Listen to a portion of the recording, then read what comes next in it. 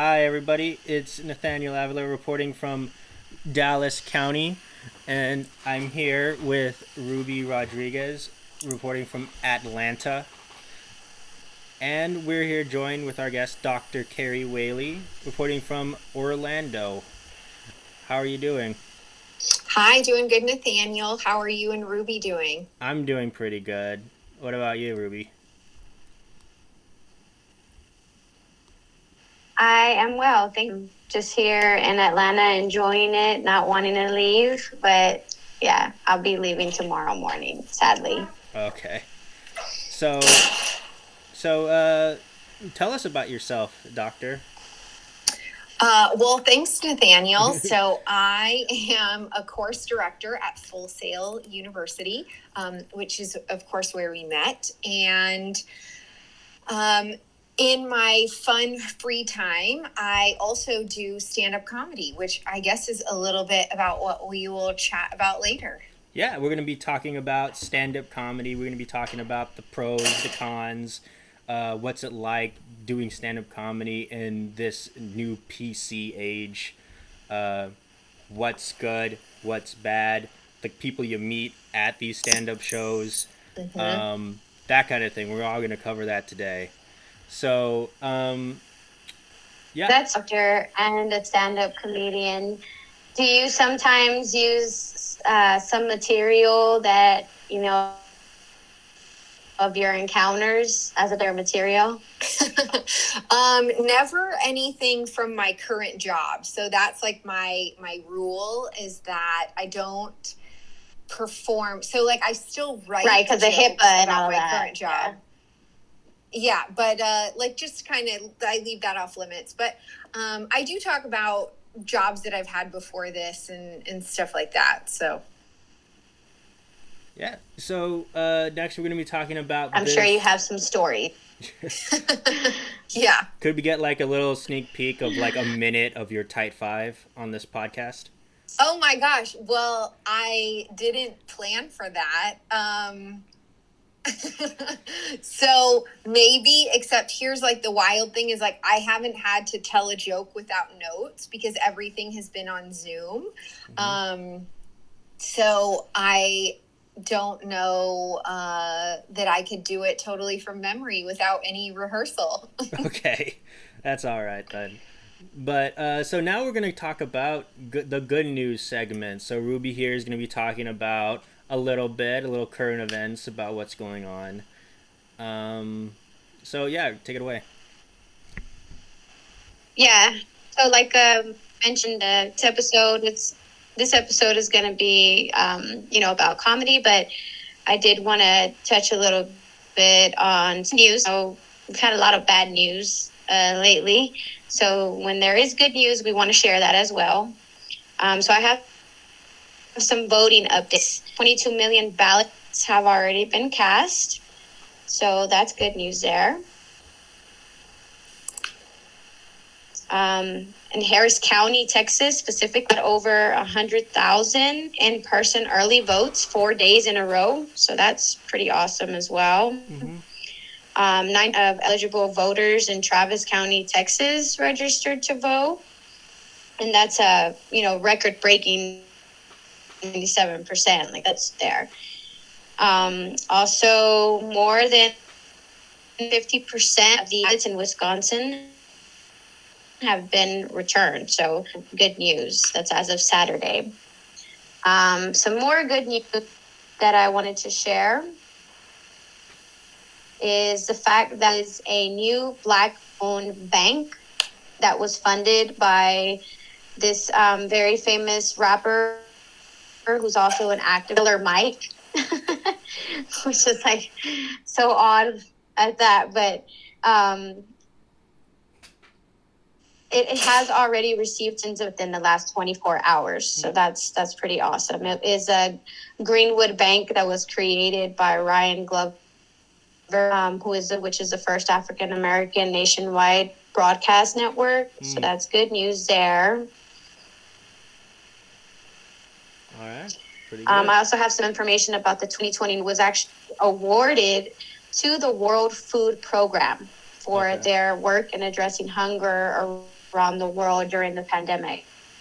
One other thing that I will share, which is the last thing that I have, good news, is that there was actually a law that was passed in Congress with bipartisan support to address violence against Indigenous women. It is Anna's Act. It was first introduced in 2017, and it was signed into law last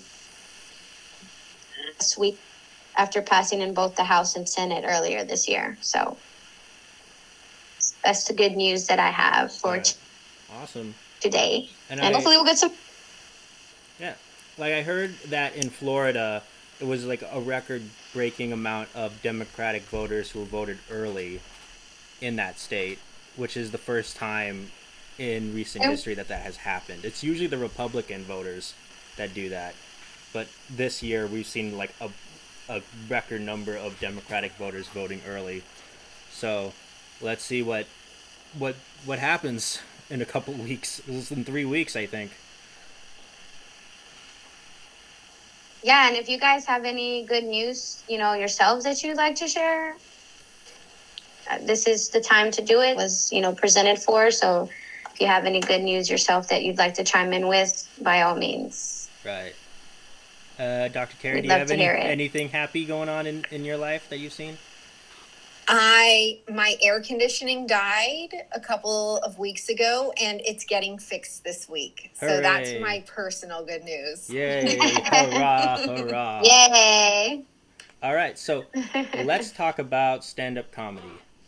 All right, so what got you started into doing stand-up comedy? So I guess I would just say that, like, growing up, I always was like doing performative comedy around my house as a kid, right? So like I grew up in the age of Ace Ventura, and so I did a lot of very physical humor to make my parents laugh and that type of stuff. And and then I grew up and wanted to be some kind of a performer, but it didn't seem practical. And so instead I kind of went this other route. And I think of teaching a lot as like an equivalent to a kind of a performance career. I feel like teaching is like the practical version of being a performer, right? So like when you're too afraid to be like a starving artist like I was, then instead you can still perform every day to a captive audience that has to listen to you and laugh at your jokes because their grades depend on it. So that was like kind of how that happened. And so then I on a whim, signed up for a stand-up comedy class at SAC Comedy Lab in downtown Orlando, and that was how I started in stand-up. Nice. So, how did you build like your top 5 or your top 10? How was the process of getting to that time frame? It was really hard. It still is really hard because I'm only in my second year of doing stand-up comedy. So I just finished my first year of stand-up like during COVID, right? And so getting a really good like 5 and 10 minutes takes a lot of time being on stage and like figuring out how to word things and how to like where to fit the punchline and that type of stuff. And so what I really started with is like a lot of biographical type jokes, right? Because I have these like kind of naturally like these stories that like naturally lend themselves to being embarrassing, which then is funny, right? And so it's that I've been divorced a couple of times. I am a mom to a 10-year-old. And so there's like a whole saga that goes with that. In fact, I don't know if you all heard the door slamming a million times when we first started, but that was the 10-year-old who was asked to be quiet and it doesn't work out, right? And so that's like kind of what I started with. One of my early jokes was just about being like a mom. And,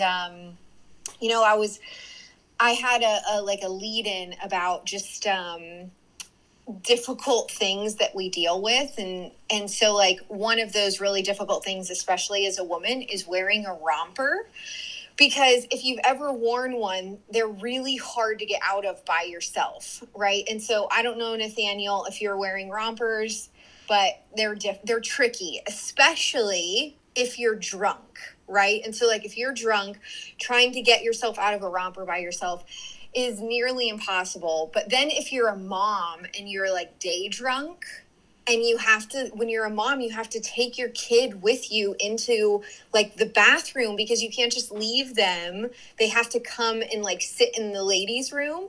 And so then try doing all that, right? I'm not retelling this joke well. But that was like kind of the premise of my first set. And then I like built it off of what that is like to be a mom. And so then went from there. And then, you know, you tell it like I just told it terribly, and you're like, whoa, that's too wordy. I need to tighten this up, and I need to add a joke in. And so then you add in a simile, and then build it from there. Mm-hmm. Have you ever watched the show The Marvelous Mrs Maisel? Yes, it's so good. I love that show. Do you compare yourself to like Rachel Brosnahan's character? Well, first of all, she's incredible, and she makes stand-up comedy look so easy. Like the writers of Mrs. Maisel make stand-up comedy look like it's like so natural. And I don't know if I'm just terrible at it, but it is not that easy as the way that it seems in the show. What are some challenges? Being funny, right? It's because, so for me, the hardest part is memorizing a set, right? Because like anytime you have a set, it's basically like you're doing a monologue, but you have to do it in such a way that it feels like you're just coming up with it like off the cuff. And so there's like so much, it feels like there's like so much acting involved, because you already know everything you're going to say. It's all scripted, but you want to make the audience feel like this is the first time that you've ever said it in this way. And so that was like really challenging for me, to sound like I'd never told a joke and to not sound like a little bit robotic. Right. So like, have you ever interact or seen somebody bomb on stage? I have bombed on stage. Oh no. Yeah, any stand-up comedian has bombed on stage at some point. Yes, I did. I got into a comedy competition. It was like a young comics competition, and you had to have been doing stand-up for less than a year. And then they chose people to be in it. It was over 3 nights in downtown Orlando.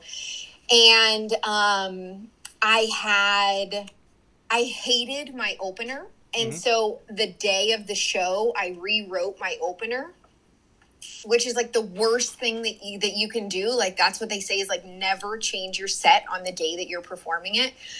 But I didn't like it. And so I rewrote it, and I got on stage and I said the first sentence, and then I blanked. And it was like the closest thing I can describe it to is like, it's like being in a white room, right? Like everything is just like, you know, like that bright white, that like punishing white when like headlights are on or something. And it's like, you can't see anything. And I was just like searching in my mind for something to say. And I stood there for, not kidding, 30 seconds and said nothing. Just like, and it was the worst. And then I just started talking and like went with it. And anyway, and so then we get to the end, and they did audience applause. And I made it pretty close to the finals, because in like maybe in a true comedic fashion, or just maybe using like my womanly wits, I offered to flash the audience if they would vote for me. Oh. And though I did not have to. Okay. Right? Okay. So like, and that was a joke. I mean, I really did that, but I said it to the audience jokingly. Okay. But so they voted for me. Okay, great. Like also that But kind of brings me. Yeah. I did not win though. I Oh did not win. no. Yeah, That kind of that's brings okay. that kind of brings me up to my next question: is what is it like being a woman in comedy? Yeah, I would say I don't know what it's like to be a man in comedy. So, I don't have a lot of like comparison that way, but in my experience in being a woman and also in watching the way that women are received differently by audience, like what I find is that sometimes men in audiences are like very critical of women's jokes in that like when women tell jokes about their personal experiences, like I have heard men in audiences be like, that's not funny. And so, like, I've seen just some differences, like, in that respect. I've done a few shows with, like, all women comics, right? So, like, around Valentine's Day, there's a comedian out of Central Florida. Her name is Christy B, and she also produces a lot of shows. And so I did a few shows for her before COVID, and one of the shows was like an all women's comedy show, and it was hilarious. And there were like a lot of like groups of women who came, and that was probably one of the best shows I ever did with all other women, mostly women in the crowd, mostly women comics. It was really fun. Right. So have you ever like encountered like oh no, have you ever encountered like a heckler or anyone like that? Yeah. Oh, how do you counteract that? um so improv experience makes that a lot easier, right? So a lot of comics will also do improv or like learn improv so that you can kind of jump into things. My first comedy teacher, a guy named Ali Flores, he said that the best thing to do, right, is that most of the time you're going to hear the same type of heckling, like based on who you are, what your persona is, right? And so then you just anticipate what people will ask you and have like a response prepared so that it seems like you're being, like, it seems like you're just coming up with it, but you actually are kind of knowing what to expect. So, like, for me, I usually do comedy kind of like the persona that I have is like myself, but a little flightier, and then always like a bit like racier. So like I usually wear like kind of short shorts and then like thigh high boots and just like it's like kind of a night scene, right? So like what a woman might wear out to a club, like that's usually what I wear comedy in. But except the first time I did comedy, I wore like a legit teaching outfit, like what I would teach in, trying to be professional. And then I realized like, actually, this is not very professional. Yeah. So Especially when your profession requires that specific type of dress. yeah. Oh yeah. And I look at those pictures and like, they kind of make me laugh. So Yeah, like so who were some of your like inspirations? Like what comics influenced you in your style of comedy? So, I mean, initially, right, like when I was a kid, I was watching a lot of like movies that were funny. And so they weren't necessarily comedians, they were just comedic actors, right? So, like Jim Carrey and stuff like that. When I was growing up, I watched a lot of SNL. And so, like, that kind of sketch humor I thought was really funny. And then when I first started doing stand up, I really loved Katherine Ryan because she is a single mom and I'm a single mom. And so like a lot of her jokes really resonated with me. And I also just really liked, so her jokes are like, she's hilarious. But also like she pokes fun at herself, but in a way that isn't like demeaning, or at least I don't think so. And that's one of the kind of journeys that I've gone through in writing my own stand-up comedy, which is like everyone laughs at self-deprecating humor, But like, how far are you willing to go, to make fun of yourself? Like at what point does it become just like brutal? And so like I had this bit in my set originally where I called myself a dumb bitch. And I had this whole set about being a dumb bitch. And it was like the best bit in my set. Every time I got laughs. So I moved it around to the top of my set so that I would get laughs right away. And then I just really started struggling with like, as a woman who identifies as a feminist, do I really want to create a persona around being a dumb bitch? Like, would I ever be okay with another woman being called that? No, I wouldn't. So why am I now standing on stage calling myself a dumb bitch? And so then I had to like really grapple with like, how do I get rid of my best joke? Because it doesn't align with my values. And so then I like just got rid of it. And then COVID happened. So then I was like, well, I guess the universe didn't want me calling myself a dumb bitch either. So like that also kind of like brings to my the next question I got, which is, are you partaking of the grape right now? Yeah, I am. No. I don't know if that's allowed. I hope this isn't a kid's show because I'm drinking and I said bitch about 4 times. No, we're good. Don't worry. So yeah. So how is it like going through the minefield that is PC culture in today's modern age? Yeah, so I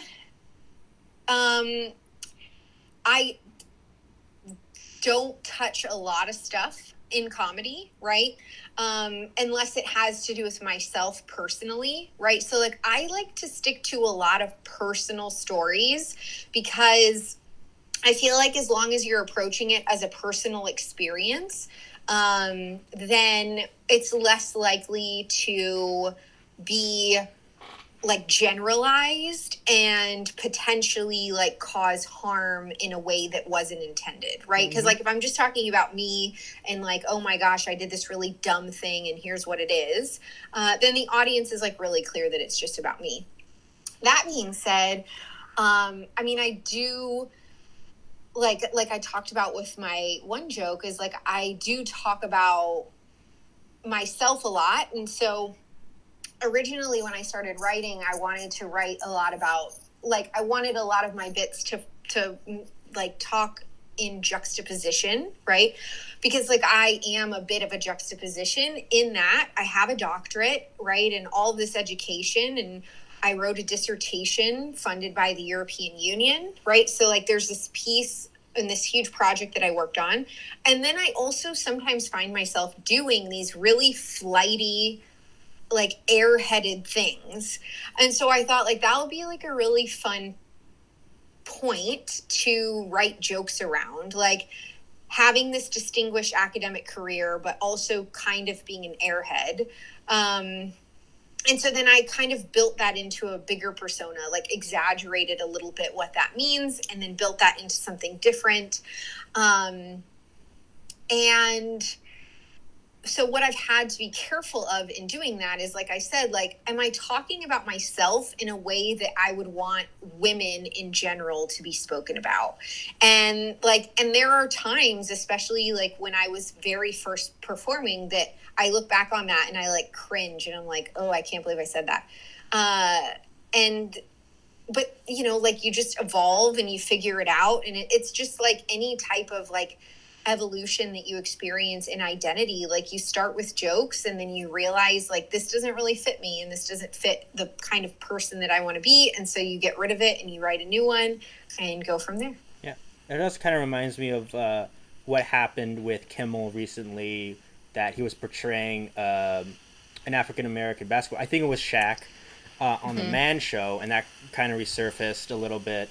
And then also I was watching the Carol Burnett Show the other day, which came out in 1969. And the first couple minutes, she basically sexually harassed her announcer, and then called her cameraman a drunk Irishman. And then after that, we go into a sketch about Nazis. And that kind of showed like how things could be funny back then, but would never fly now. And there was the same thing with Hank Azaria when he's portraying the character of Apu on The Simpsons, which back in 1989 that was completely okay, or it was like 1990 or 1991 that was okay, but nowadays it's not okay. Specifically, he's doing jokes about Indian life and Indian culture, but he's a white person himself. So what's your opinion on that? Like how comedy can change through the passage of time? Yeah. Well, I mean, so for me personally, right, like the immediate thing that comes to mind, is like Maya Angelou said, when you know better, you do better. And so I think a lot of the reason that those jokes wouldn't fly today is because they're not appropriate and they cause harm or they otherize groups of people.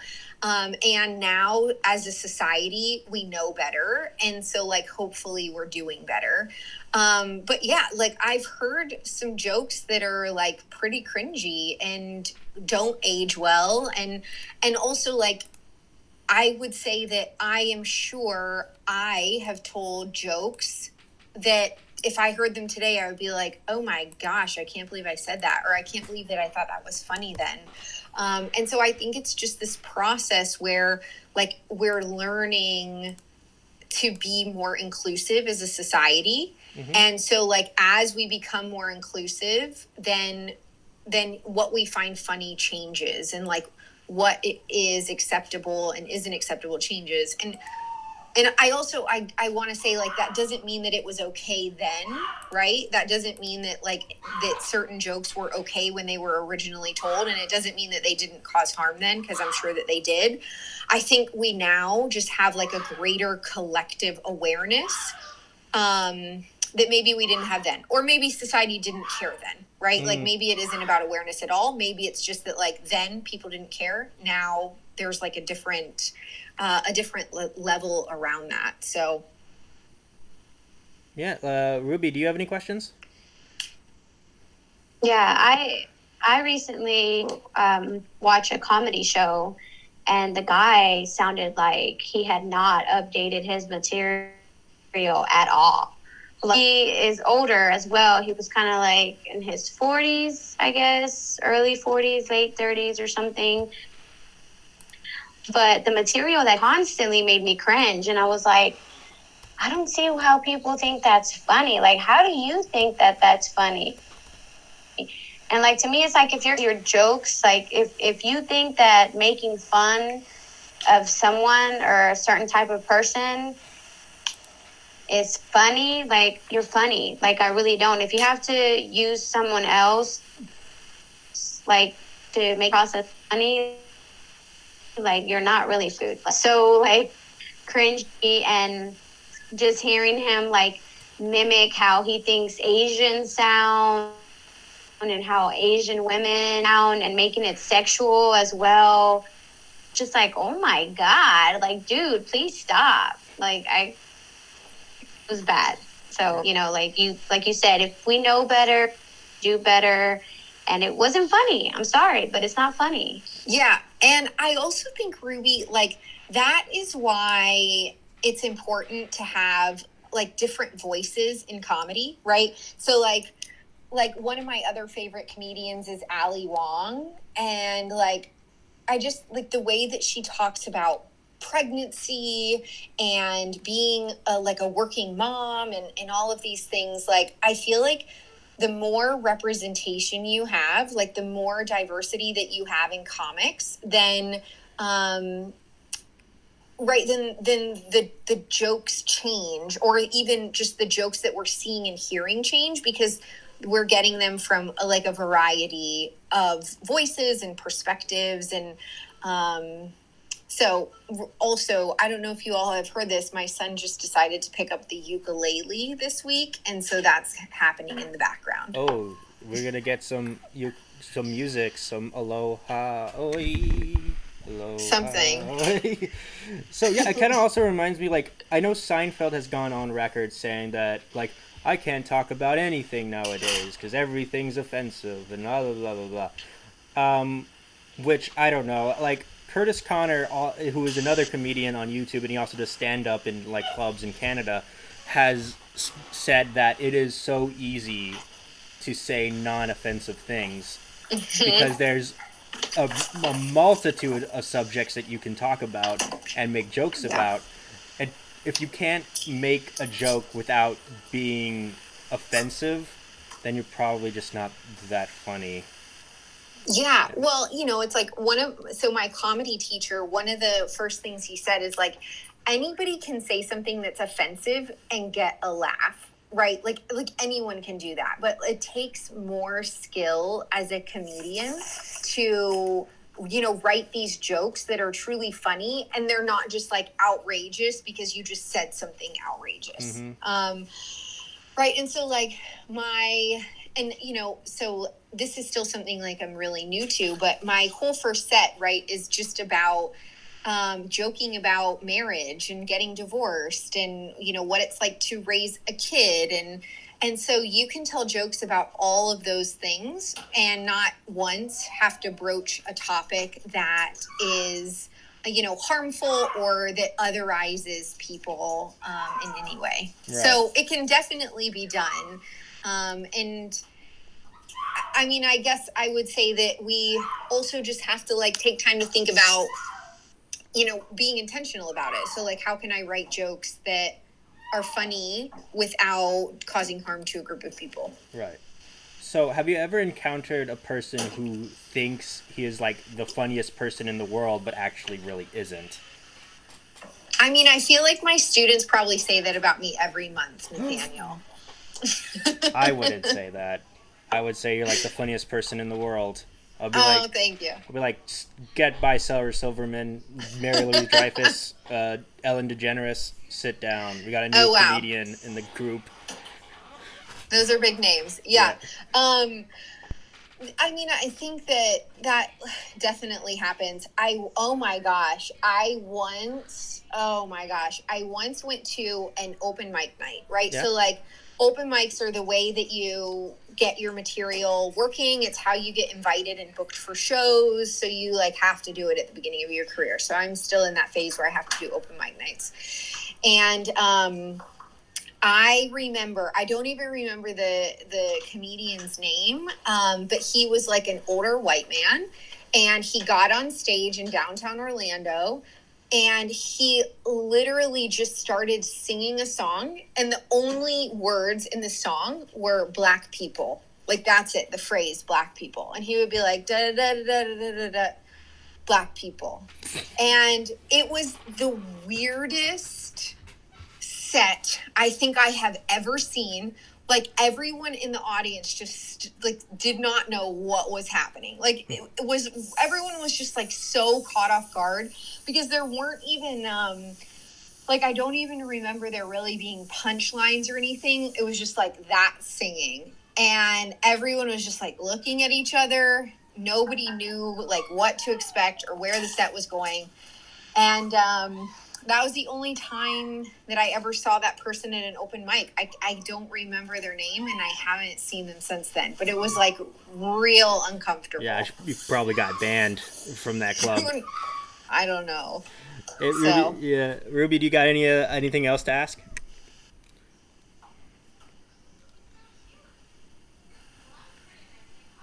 No, I was just going to say, thank you so much for sharing all of that with us. It's very insightful. And it does make a lot of sense when you say that it's kind of like, acting. Because there are several comedians who actually, cross over to acting. They start acting. And so that makes a lot of very relatable. Like when you say, you got to be prepared and you got to, rehearse your monologue. And I can relate to that. Seriously, big whole, like being a mom. Funny shit happens all the time when you have kids. That's definite that you can use that and those experiences to work into your set because, hey, yeah, it works. Yeah, like, so what would you say if Netflix or HBO or Prime comes up to you and is like, we want you to do a comedy special 1 hour? What do you say? I would pass out because I do not have an hour's worth of material, right? Like I would be like, or how about we do a solid 8 minutes and you still pay me the same amount? I don't know. Maybe they'll go for it. Who knows? Maybe they'll put it on their YouTube channel. There you go. So, yeah, like it's so you've been having like a pretty positive experience in comedy so far, right?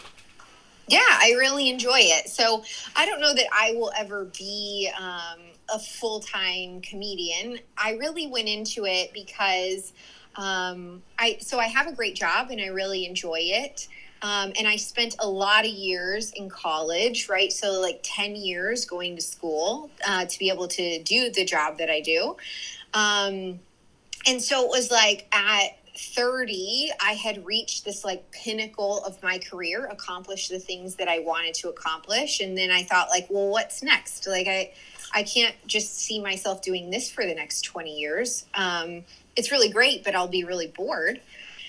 And so I really just jumped into stand-up comedy for fun and like for my own creative expression. And so that's really like kind of what I see it being, is just something that I do for my own enjoyment and just like creative exploration. And, you know, it's like not everything that we enjoy has to make us money. I mean, but then I feel like someone will be like, yeah, she's saying that because she's not good enough to make money at it. But you know, it's like we can have things in our lives, especially creative things, that we aren't trying to monetize, but we're doing just because it's like good for the soul. Right. So, like, do you want to like tell our listeners like where? Yeah, that's what I was just saying. Like, do you see this care for yourself? Can you say that one more time, Ruby? Oh, I'm sorry. That I was just going to say, if you like self-care for yourself. Yeah.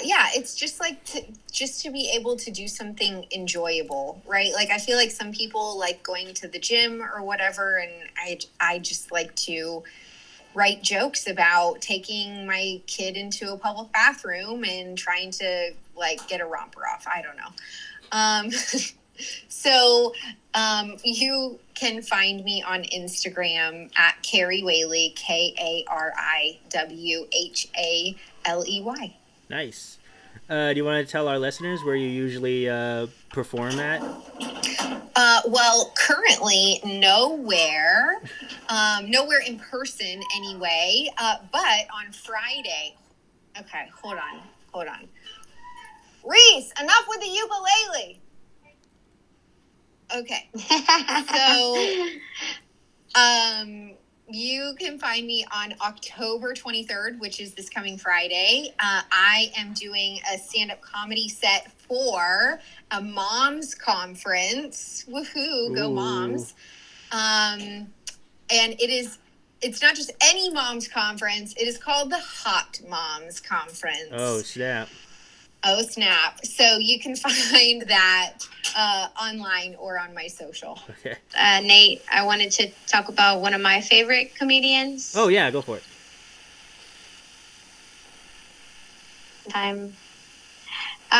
So I want to firstly say that I love comedians. Like I love women. Sarah Silverman, Tina Fey, Issa Rae, Hedish, Wanda Sykes. I love them. The one person that like has always made me like laugh, like belly aching laugh, like want to like, and so the way that he person, because he did something similar to what you were talking about, where you were telling a joke, feel right about it, and it didn't align with your values, and so you kind of had to like scrap it. Actually walked away from $50 million at that time because it emotionally didn't feel right for him, and was what mattered most to him over the money. And so he's very, very talented. I'm sure you got Eddie Chappelle. He's, won 4 Emmys, 7 noms. He started out in small little roles also as well, like he was a crossover into film, and he did very small roles, and then he also did like his lead role, and that's super funny. And it's for the stoners, so it was a funny stoner movie. Like number 43 by Comedy Central of like the 100 greatest. This is like his real life experiences. So I think that's what makes him, that makes him not to be in that generalized category. Now he does get some drama from the LGBTQ community. There are a lot of people from that community and some that don't, and he talks about that and he jokes about that too. So that's maybe just like one of the flaws that I could see that he has, but in a pretty good way, where he doesn't really want to offend anybody from that community either.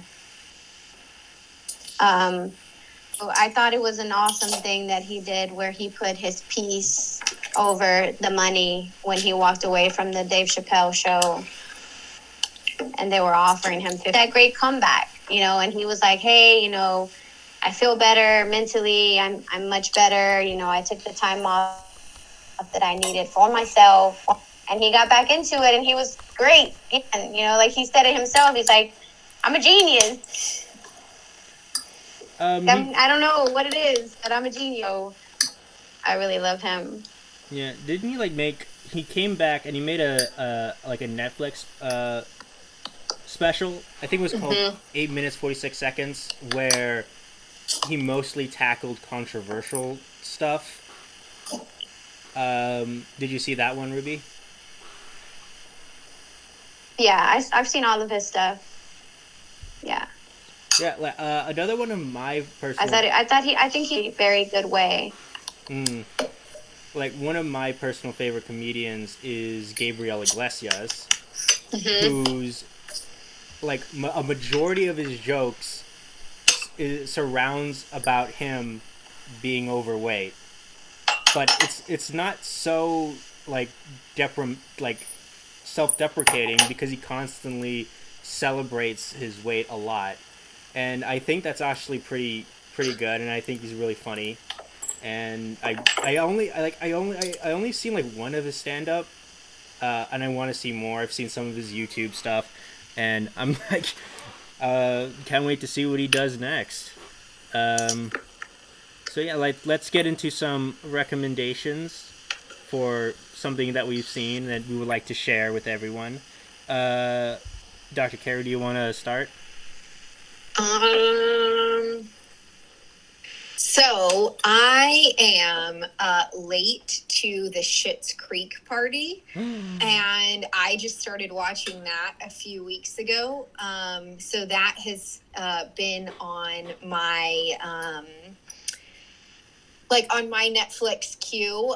The other thing I'm watching, which I'm also late to, is Veep on HBO. So I love Veep, and I watched the first few seasons when they came out originally. And right now I'm working on writing like a one-woman show about this. I'm writing a one-woman show about a queen, and I want it to be a little bit in the style of Veep, in that she has this external kind of persona that's very regal and put together, but she also has this kind of irreverent, personal, like internal dialogue. And so I have been rewatching Veep to kind of get inspired and see that style of comedy again. So that as I write this project that I'm working on, I can kind of channel some of that same type of humor. Yeah. Have you ever seen Fleabag? Yes. Oh my gosh, I love it. It is so good. Yeah. Have you ever watched the one woman show that it was based off of? Yeah. Who is the star of it? Phoebe Waller-Bridges. Right. I know her first name is Phoebe. Phoebe Waller-Bridge. That's who it is. Yeah. That's it. One, not plural. It's a single bridge. Only one bridge. Only one bridge. All right, so yeah, so Ruby, what one do you got for us?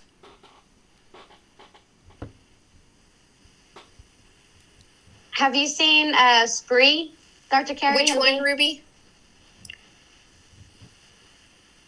Spree, Spree. No, I haven't seen it. Is it? Should I add it to my list?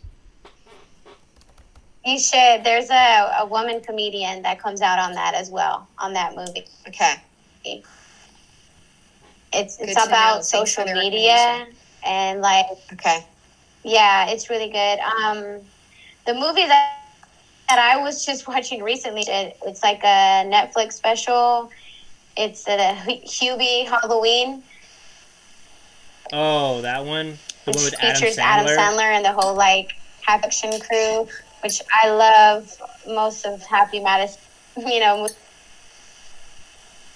funny, and they have just like kind of that signal, like not your typical. It's like out there, kind of like sometimes stupid. You know, just that's the type of stuff that I like. But I was watching it last night, and it was really funny. So Well, you I'm guys should glad. watch that too. I know one of my professors at Full Sail told me that she used to work at the Paramount lot, and she would meet her husband, or maybe then husband, uh, across the lot or something like that to get like lunch, and she would always pass by the Happy Madison studio, and she told me that it constantly reeked of weed. that's that's all it was. Like you can get like a contact high just by passing through because of so much marijuana that is being smoked in that studio. Nah, What was that, Ruby? no, I was just like nice. Okay, nice. Um, so like, on my end, I just finished playing a video game called Final Fantasy VII, the remake, and it was made by Tetsuya Nomura, who also made Kingdom Hearts, which was my personal favorite video game series. Um, he is back at it again, making a Final Fantasy VII remake, which is a remake of a previous video game that came out in 1997, where like it was like mostly polygons and that kind of stuff. But now that the technology has caught up with the storytelling in video game form, they decided Square Enix, which is the studio that made it, decided to let's make it again, but with today's graphics, and the end result was amazing. It is a great game. It is about it takes place in a cyberpunk dystopian world where a mercenary is hired by a radical environmentalist group to help take down the evil, corrupt organization from polluting the world. And that's pretty much like it in its simplest terms. But it is really good. The characters are really amazing. The only thing is that one of the characters is a really like a big African American guy, and it is written by like it is written by Japanese people, so it's kind of like how Japanese people think African American people talk. So that kind of can be a little bit odd, but other than that, it is a fantastic game, and it is well worth the hours of gameplay that it has. And actually, the original 1997 one is considered to be like a masterpiece of a video game series. And it was actually the new one that came out only covers the first part. In the original one that came out, it was actually three parts. So when you bought the game case, you would have 3 discs, considering 3 parts. But the new one that came out this past year, it's only one, and it only covers the one part. So maybe in a couple of years we'll see part two, and I'm looking forward to that. So it's going to be really, really awesome in the coming years. It's a good decade for video games, in my opinion. Well, I will take your word for it, Nate. Oh, okay. You're not an epic gamer, Ruby?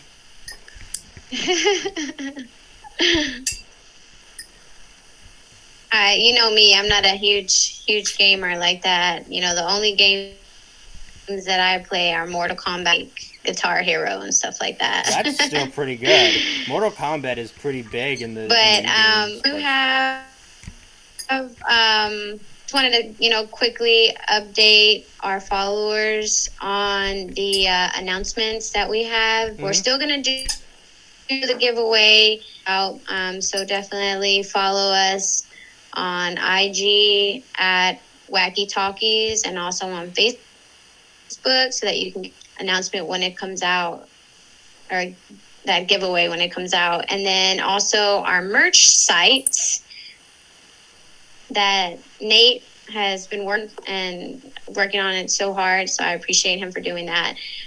It's looking really good. Like, I just have to do a tweak over it and make some adjustments, but that merch site should be up running pretty soon, so definitely look out for that. Yeah. All right. So, is there any upcoming things that you want to plug, Dr. Kari, aside from the Hot Mom Conference? Is that pretty much it? No, if you are currently in my class, oh, there's my dogs. I was gonna say they ruined my joke. If you're currently in Mastery, come to class. That's where I tell all my good jokes. Have you had anybody not show up to class, especially in the remote learning times? Yes, we have had that, but we just went back on campus this month. Ooh. So I have been teaching back at Full Sail, and it's been really good. We've had a lot of students come. Awesome. Did you ever have to bring down the law? That's awesome. And one more thing, yep. I do have Stranger Things 4 spoilers, but I am not going to tell y'all. What? Can't you tell us once you stop recording? Get sued by Netflix. Yeah, can you tell us off camera? Oh no, it's just too top secret. We can't handle it. What? Yeah, so have you ever had to bring down the law on a student before for not showing up or something? Not really. So in this last month, everybody's been really following the rules that are required to be on campus, so haven't had any issues there. And Full Sail has a pretty strict attendance policy. So if you don't meet the attendance policy, then you fail the class. I mean, that was what it was before COVID. So I don't really have to enforce a whole lot because the high stakes for attendance. Yeah. I know that if you don't show up to two or three classes, you're done. You're donezo. Yep. And I actually got perfect attendance in my time in there. Yay!